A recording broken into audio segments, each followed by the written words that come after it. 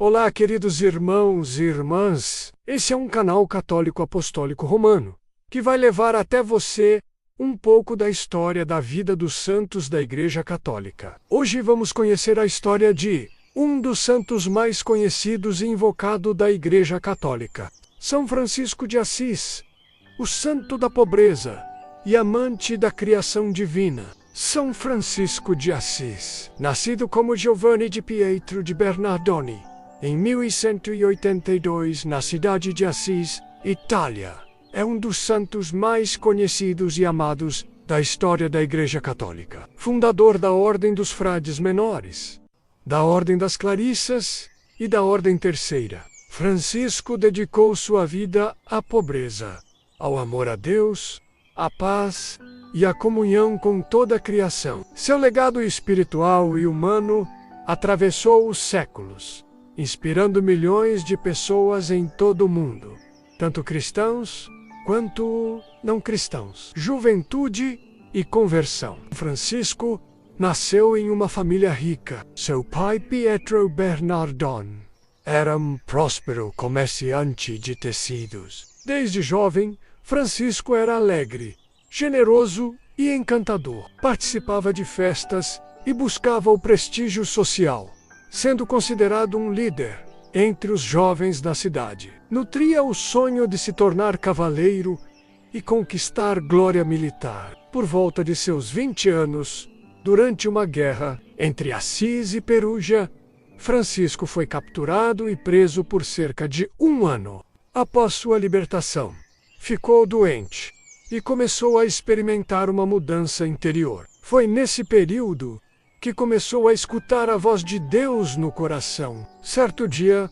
ao rezar diante do crucifixo na igreja em ruínas de São Damião, ouviu a seguinte mensagem: Francisco, reconstrói a minha igreja que está em ruínas. Inicialmente interpretou de maneira literal e passou a restaurar igrejas em ruínas nos arredores de Assis, vendendo tecidos da loja do pai para comprar materiais. Isso gerou conflito com seu pai, que o deserdou. Francisco, diante do bispo da cidade, renunciou à herança e à fortuna, declarando que agora só tinha um pai, Deus do céu. Vida de pobreza e serviço. A partir desse momento, Francisco começou uma vida de pobreza radical, vivendo entre leprosos, ajudando os pobres e mendigando por alimento. Seu estilo de vida simples e despojado passou a atrair seguidores. Certa vez, ao encontrar um leproso, apesar da repulsa natural,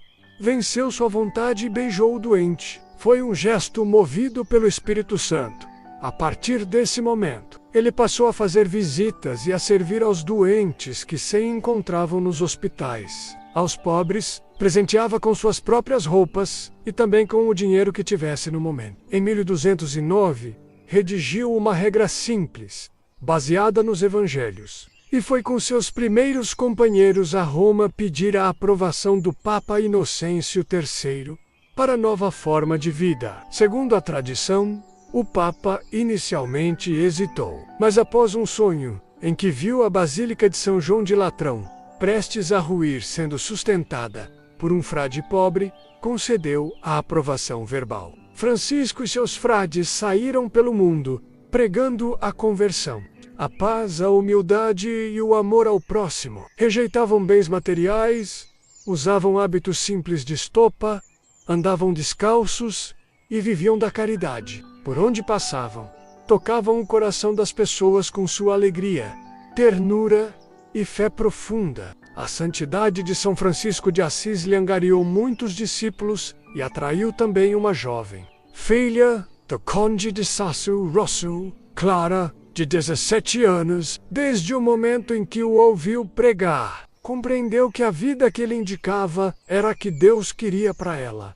Francisco tornou-se seu guia e pai espiritual. Nascia assim a Ordem Segunda dos Franciscanos, a das Clarissas. Depois Inês, irmã de Clara, a seguia no claustro. Mais tarde uma terceira, Beatriz, se juntou a elas. Sabedoria divina. Certa vez São Francisco de Assis, sentindo-se fortemente tentado pela impureza, Deitou-se sem roupas sobre a neve. Outra vez, num momento de tentação ainda mais violenta, ele rolou sobre espinhos para não pecar e vencer suas inclinações carnais. Sua humildade não consistia simplesmente no desprezo sentimental de si mesmo, mas na convicção de que ante os olhos de Deus o homem vale pelo que é e não mais. Considerando-se indigno do sacerdócio, São Francisco de Assis apenas chegou a receber o diaconato. Detestava de todo o coração o exibicionismo. Uma vez contaram-lhe que um dos irmãos amava tanto o silêncio que até quando ia se confessar, fazia-o por sinais. São Francisco respondeu desgostoso: "Isso não procede do Espírito de Deus, mas sim do demônio. É uma tentação e não um ato de virtude." Francisco tinha o dom da sabedoria. Certa vez, um frade lhe pediu permissão para estudar. Francisco respondeu que, se o frade repetisse com amor e devoção a oração, "Glória ao Pai", se tornaria sábio aos olhos de Deus. Ele mesmo, Francisco, era um grande exemplo da sabedoria, dessa maneira adquirida. Amor à criação. Um dos traços mais marcantes de São Francisco foi seu profundo amor pela natureza e por todas as criaturas. Ele via cada ser como irmão ou irmã, reflexo da bondade e da beleza de Deus. Chamava o sol de irmão sol, a lua de irmã lua, a água de irmã água, e até mesmo a morte de irmã morte corporal. Esse espírito foi imortalizado no seu famoso Cântico das Criaturas, considerado o primeiro poema escrito em italiano vulgar. Francisco pregava aos animais, falava com os pássaros e acolhia até o lobo. Um dos episódios mais famosos é o encontro com o lobo de Gúbio, que estava aterrorizando a cidade. Francisco foi até o animal, o chamou de irmão e, com ternura e coragem, convenceu-o a não atacar mais os habitantes, que, por sua vez, passaram a alimentar o lobo. Por seu amor à criação, São Francisco é considerado o padroeiro da ecologia e dos animais, sendo frequentemente lembrado em celebrações de bênçãos aos petes. Encontro com o Islã e testemunho de paz. Durante a Quinta Cruzada, em 1219, Francisco viajou ao Egito com o desejo de dialogar com os muçulmanos e anunciar a paz. Com muita coragem, atravessou as linhas inimigas e se apresentou ao Sultão Malik al-Kamil. Ao invés de ser morto, como muitos temiam, foi acolhido com respeito. O sultão ficou impressionado com sua humildade, coragem e fé. Embora o sultão não tenha se convertido, o encontro foi um marco de diálogo interreligioso.